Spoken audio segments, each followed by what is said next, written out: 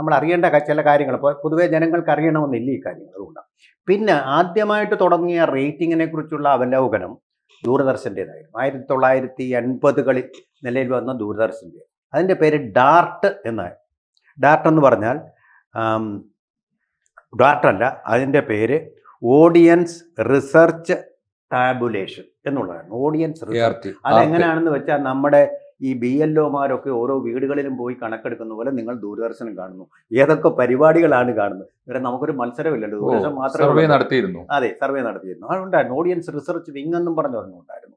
അവർ പോയി നിങ്ങൾ ഏത് പരിപാടിയാണ് കൂടുതൽ കാണുന്നത്, ഏത് പരിപാടിയാണ് ഏറ്റവും കുറച്ച് കാണുന്നത്, ഇങ്ങനെയുള്ള കണക്കെടുക്കും. ഓരോ പരിപാടിയുടെയും വെച്ച് നോക്കും, ദൂരദർശൻ്റെ പരിപാടികൾ മാത്രം.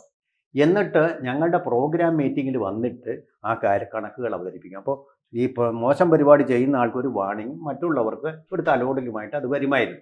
കാര്യമായിട്ടൊന്നും കണക്കാല്ല, ഗവൺമെൻറ്റിൻ്റെ ഗ്രാൻഡ് കൊണ്ട് നടക്കുന്നു ഇതുപോലൊരു കോമ്പറ്റീഷൻ. പക്ഷേ ഇന്നത്തെ പ്രശ്നമെന്ന് പറഞ്ഞാൽ നമ്മുടെ പല ചാനലുകളിലും മര്യാദയ്ക്ക് ശമ്പളം കിട്ടാം. ചിലപ്പോൾ 2 മാസം കൂടും. പ്രിൻ്റ് മീഡിയയിലും അതെ, പലതരും. കാരണം ശമ്പളം കൊടുക്കാനുള്ള പണമില്ലാതെ പലരും ബുദ്ധിമുട്ട്. പ്രധാനപ്പെട്ട മനോരമ, മാതൃഭൂമി ഒന്നും കുഴപ്പമില്ല, അവർക്ക് ഈ പറയുന്ന ക്രോസ് മീഡിയ ഓണർഷിപ്പ് ഉള്ളതുകൊണ്ട്. പക്ഷെ മറ്റു പല പത്രങ്ങളും പ്രതിസന്ധിയിലാണ്.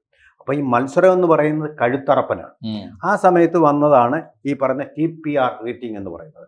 അതിനകത്ത് അഴിമതി ഉണ്ടായിരുന്നു എന്നുള്ള ആരോപണത്തെ തുടർന്നാണ് ഏറ്റവും പുതിയ സംവിധാനമായിട്ടുള്ള ബാർക്ക്, കുറച്ചുകൂടെ അഡ്വാൻസ്ഡ് ആയിട്ടുള്ളത് വന്നത്. ഈ ബാർക്കിലും ഇപ്പോൾ ഈ പറഞ്ഞതുപോലെ എന്നെ ഞെട്ടിപ്പിച്ച് കളഞ്ഞു. ഒരു മുറി 100 TV, 100 അല്ല 1000 വരെ വെക്കാം. അതുപോലെ വേറെ തരത്തിൽ അഡ്ജസ്റ്റ് ചെയ്യാം സാറേ.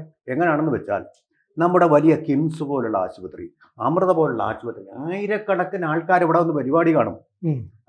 അപ്പോൾ ഒരു ചാനൽ മാത്രം വെച്ച് കഴിഞ്ഞാൽ അതിൽ റിഫ്ലക്റ്റ് ചെയ്യില്ലേ? എനിക്ക് തോന്നുന്ന ചില ചാനലുകൾ സ്ഥിരം ചാനലുകൾ മാത്രമേ കയറുള്ളൂ. കൂടുതൽ വാർത്തകളും വിശേഷങ്ങളും നിങ്ങളിലേക്ക് എത്താൻ ABC മലയാളം സബ്സ്ക്രൈബ് ചെയ്യുക, ബെൽ ബട്ടണും അമർത്തുക.